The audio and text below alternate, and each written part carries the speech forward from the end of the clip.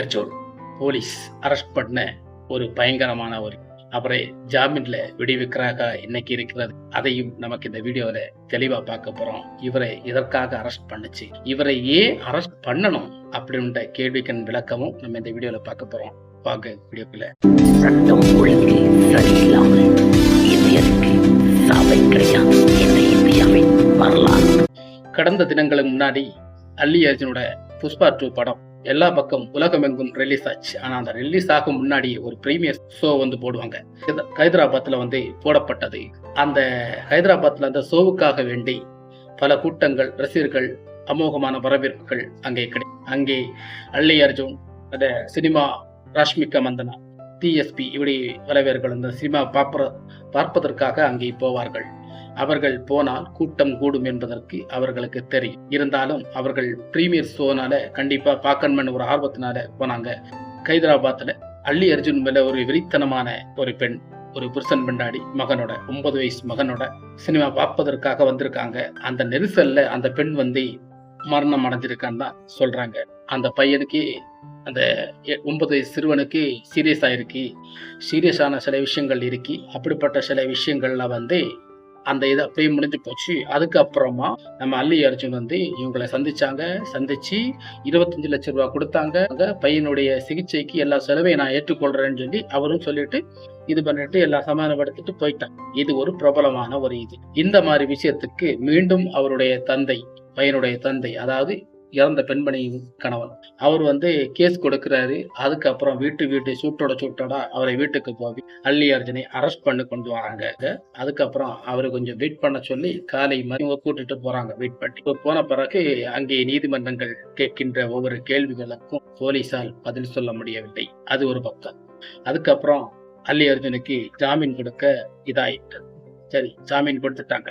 ஜாமீன் கொடுத்த பிறகு அதுக்கப்புறம் எல்லாரிடம் தெரியாதா, நமக்கு மீடியாக்கள் ஒருத்தரோட பேட்டி எடுக்கும். அதுபோல் அந்த இறந்த பெண்மணியின் கணவர்கிட்ட பேட்டி எடுக்கும் போது அவர் சொல்லும் வார்த்தை நீங்களே கேளு. నా కొడుకు మూవీ చూస్తా అంటే ఆ రోజు సంధ్యా థియేటర్లో మూవీకి తీసుకెళ్ళాను. మూవీ చూస్తా అంటేనే తీసుకెళ్ళాను. అక్కడ అల్లు అర్జున్ వచ్చినందుకు ఆయన తప్పేం లేదు. మేమేమైనా ఉంటే దానికి కేసు విత్డ్రా చేసుకోనికి రెడీ ఉన్నా. అది న్యూస్ కూడా నాకు పోలీస్ వాళ్ళు ఏమి ఇన్ఫామ్ చేయలేదు అరెస్ట్ చేస్తున్నట్టు. నేను ఇప్పుడు మొబైల్లో చూసిన, హాస్పిటల్లో ఉన్నప్పుడు మొబైల్ చూసిన ఇట్లా అల్లు అర్జున్ అరెస్ట్ అయ్యాడని. అల్లు అర్జున్కి అయితే ఏం సంబంధం లేదు వచ్చినందుకు. ఏమైనా ఉంటే నేను కేసు విత్డ్రా చేసుకోనికే రెడీ ఉన్నాను. அவர் தெலுங்கானா பாசையில பேசுறாரு. ஆனா அவர் என்ன சொல்றாருன்னா, முக்கியமான ஒரு விஷயத்தை அவர் சொல்றாரு. அல்லி அர்ஜுனை இப்படி போலீஸ் அரெஸ்ட் பண்ணது எனக்கு தெரியாது. அவரு இந்த இறப்புக்கும் அவர் சம்பந்தமே கிடையாது. இது யதார்த்தமா நடந்துதான் இருக்கு. இதற்கான ஒரு சில விஷயங்கள், அதாவது மோட்டிவேஷன், யதார்த்தங்கள் இப்படி இருக்குன்னு தான் நான் ஒரு கேஸ் கொடுத்திருக்கேன். மீண்டும் இது போல எதுவும் நடக்கக்கூடாதுன்னு ஒரு முன்னெச்சரிக்கையாகத்தான் நான் இந்த கேஸை கொடுத்திருக்கேன். அதனால அவர் அப்படின்னு சொல்லி முடிச்சிருக்காரு. இவருக்கு, அல்லி அர்ஜுனுக்கு ஜாமீன் கொடுக்கப்பட்டு, ஜாமீன் கொடுத்தாலும் அங்கே இருக்க அல்லி அர்ஜுனை அரெஸ்ட் பண்ண போலீஸ் அதிகாரியிடம் நீதிபதி கேட்ட கேள்விகள் அந்த அளவுக்கு கேட்கிறார் கேள்வி. அவரை அரெஸ்ட் பண்றதுக்கு உங்களுக்கு என்ன அதிகாரம்? அவரை ஏன் அரெஸ்ட் பண்ணீங்க? அவருடைய பிரபலமான ஒரு நடிகர். இந்த மரணத்துக்கு அவருக்கு என்ன சம்பந்தம் இருக்கு? ஒண்ணுமே கிடையாது. அவர் பிரபலமான ஒரு நடிகர் இருந்தா பல கூட்டங்கள் கூடுறாங்க. அங்கே யதார்த்தமாக சில விஷயங்கள் நடக்கு. இதுல அந்த ஒரு மரணம் வந்திருக்கு. அதுக்காக மரணமானே நானும் சொல்லல. ஆனா நீங்க அவரை அரெஸ்ட் பண்ணதுல அவர் பேர்ல எந்த விதமான இதுவும் கிடையாது. உண்மையிலே அதுதாங்க. ஒரு பிரபலமான நடிகர் படம் பிரீமியர் ஷோ போடுறதுக்கு ஒரு குடும்பம், பொம்பளை, சின்ன பிள்ளைங்க அந்த ஷோவை பாக்குறதுக்கு என்ன ஒரு ஆத்திரம்.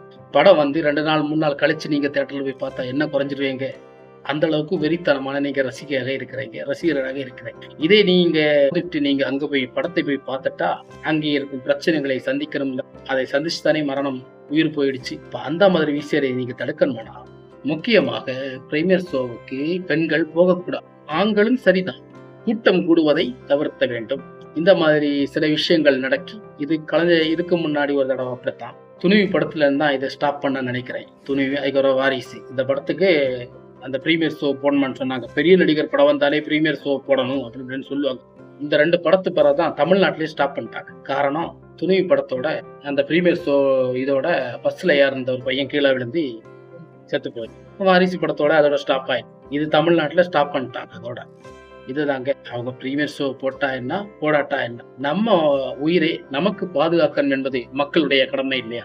மக்களை வந்து நீங்க பிரீமியர் ஷோ போடுங்க, தள்ளுங்க, கூட்டமா வாங்கன்னு நடிகர் மாதிரி சொல்றாங்களா? இல்லையே. நம்ம தானே போய் விழுறோம், நம்ம தானே போய் அங்க முண்டி மோதுதான். அது மோதுறதுல தப்பு இல்லை, ஆனா நீங்க உங்களுடைய உயிரையும் உடமையும் பாதுகாக்க. இதைத்தான் அவர் தலை சொல்றாரு. நீங்க என்னை நேசிங்க, ஆனா என்ன சினிமாவுக்கு அடிச்சு பிடிச்சு வந்து உங்க குடும்பத்தை நல்லனையும் பாருங்க அப்படின்னு சில விஷயம் நல்ல கருத்துக்களை சொல்லி கொடுக்குறாரு. அதுதானே முக்கியம். அதுக்கு பிறகு நீங்க என் சினிமா வந்து பாருங்க, குட்டி மோதி நெரிசல்ல இது பண்ணி உங்க உயிரையே விடுதமாயிரு உள்ள சம்பவங்கள் எல்லாம் நடத்தாதீங்க அப்படின்னு சில விஷயங்களை தலையே சொல்லியிருக்கு. அதே மாதிரி ஒரு சம்பவத்தை தமிழ்நாட்டுல பண்ணது போல நம்ம தெலுங்கானாதை பண்ணுனா இது மாதிரி விஷயங்கள் நடக்காது. மரணத்துக்கு வந்து அல்லி அர்ஜுன் வந்து பொறுப்பான்னு சொல்ல முடியாது. அவரை அரெஸ்ட் பண்ணதே தப்புதான். ஏன்னா அந்த மாதிரி ஒரு பெரிய நடிகர்கள் படம் ஓடும்போது வந்து என்ன வேணாலும் நடக்கலாம். நம்ம தான் நம்ம இதே பாதுகாத்து இருக்கணும். நீங்க ரிலீஸுக்கு போயிருக்க கூடாது, அந்த ப்ரீமியர் ஷோவுக்கு பார்த்திருக்க கூடாது. நீங்க பெண்களாச்சு, ஒரு நெரிசல்ல நீங்க இப்படி எத்தனா தப்புமா? அங்க பெரிய நடிகர் வருவார், அந்த நெரிசல்ல உங்களை சும்மா விடுவாங்க? கீழே யாராவது கிடக்குறான்னு பாக்குறாங்க? இல்ல, பார்க்க மாட்டாங்க. ஆனா உங்க உயிர் போயிடுச்சு. உயிர் போனா திரும்ப கிடைக்குமாமோ? கிடைக்காது. அதனால இந்த மாதிரி ஷோகள் போடுவாங்க, அதை நீங்க தக்க பலமாக பயன்படுத்தி கொண்டு சில நெரிசல்கள் பிடியத்தாம நீங்க படத்தை பார்த்து கொண்டு வருவதுதான் நல்லது.